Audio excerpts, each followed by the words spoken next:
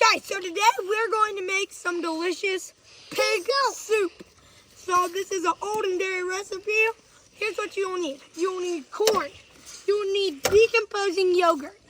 You'll need also decomposing mushrooms and bell peppers. You can make your other stuff, but you only need decomposing milk or decomposing yogurt. Or just regular. And they love the corn in there too. Mixing stick. Get my face in it. A bowl. And a trough. Here's how we're gonna make it. We have our pigs behind us.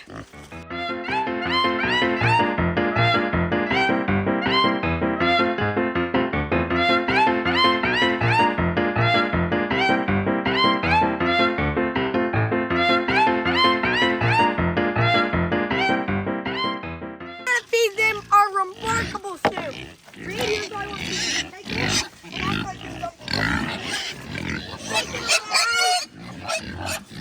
Hey, now while he's doing that, I'm gonna put in the soup.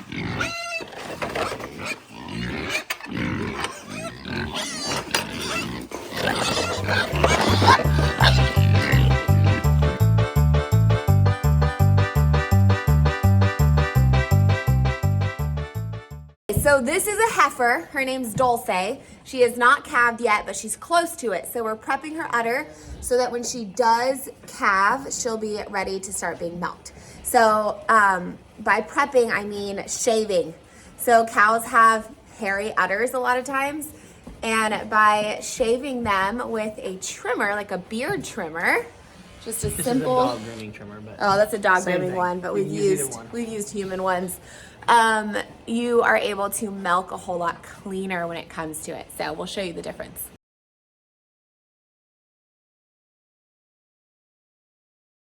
Okay. All right, so you can see here I trimmed around this side here, but if you look on the opposite side over here, there's dirt hanging on this around the teat. I'll trim this a little bit further up, but that's about as far as I'll go. Get nice clearance on this side, and you can see on the other side all the fuzz where dirt hangs in it, and when you start doing like this on there to clean it, it all falls off and gets in the way. She's getting her hair cut. Dad, I'm trying my goats to be milked because they have never been milked ever. Okay, so I built this stanchion here out of spingles. And so what we do to train the Nigerians that haven't been milked before is you're going to try to get a rope on them the best you can. Then lead them out here and get them into the stanchion and touch their udder. And you want to do this every day, and then you leave them in there for a while. That way they get used to associating the stanchion with grain. Grain, show us what you're doing. So you're just touching her udder so she gets used to it. Yep. She doesn't really like it too much right now, huh? After a few days, she will remember that the stanchion is grain, so we will be able to get her in easier, and she probably will milk pretty fine.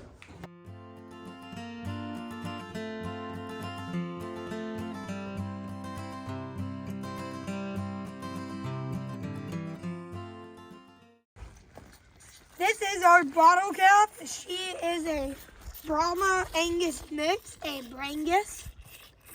She's super sweet. Her name is Millie. Look at those big ears. Look at those big ears. Big floppy ears.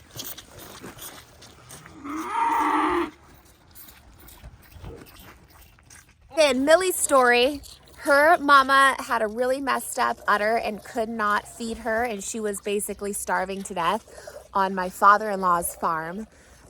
He raises beef cows, Angus and Brahma mixed beef cows. So we took her home, bottle fed her. She's 4 or 5 months old now. And then we'll send her back to him as one of his breeding stock and trade her out for a steer. You say hi? Whoa, milk mouth, milk mouth. These are our 4 pregnant heifers. They are all expecting in the next couple months. We have all of our dry cows and steers on our dry lot. This is what we call our dry lot. So in the winter, when grass isn't growing on our pastures, we have everybody in this dry lot that's between our two high fences. There's their hay and their shelter, and we have them on hay during the winter. Just our dry girls. Our dairy girls are up in the front pasture.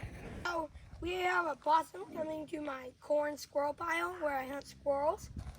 And he's coming around. I set up a trail camera to see if there's anything coming because I was losing a lot of corn. And he's coming around right from down in here, coming right up, coming past the stump, and coming all over right in this area. And so they love sardines. So I took a sardine can and poured sardine juice all over this. And so now he'll come right up through here. He won't be able to see this trap because when he's coming through here, the stump's blocking him. So he'll come right here and he'll smell sardine, and then he'll look back up in there and there'll be sardine can with some sardine and corn in there. Then he'll come right through here, head up in there, and then how the trap actually triggers is when an animal's coming through here, they hit that and it traps them. So there you go. And hopefully we can get one. Okay, so here we're going to do our pig. See that hopefully it goes good well.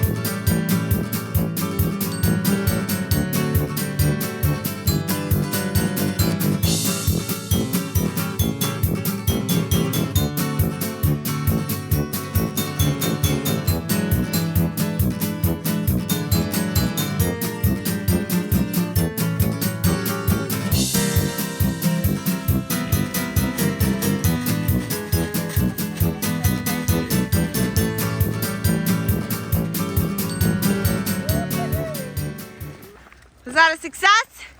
I don't know yet.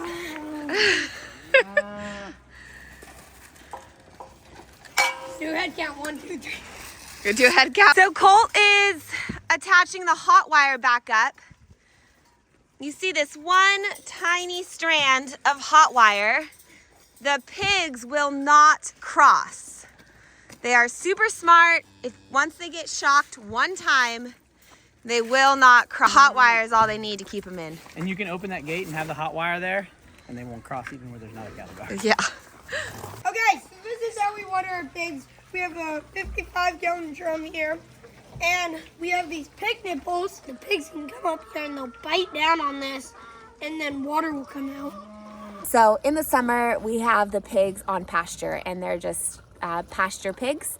But in the winter, we have them in here in our dry lot, and they just help aerate the manure and filter through it, keep it from getting too muddy. And then it also gives them some shelter and hay, and we can give them feed during the winter months. We have coonies. We have some IPPs as feeders, and also some guinea hogs as well. Kind of a random little mix. Okay, so good news, I caught a possum. He's a big old possum. And he don't even bite. So in one night we got one. Whoa! Nobody, take it out, babe. And the reason why is because I knew he was coming here. Most likely, if a possum is coming to his spot, he'll come there again. You can see that he's really close to our chickens up there on the hill. He was dwelling down here in all this brush. And we're going to need to relocate him because he is a predator and he will eat chicken eggs and chickens. So we're going to relocate him or do something else.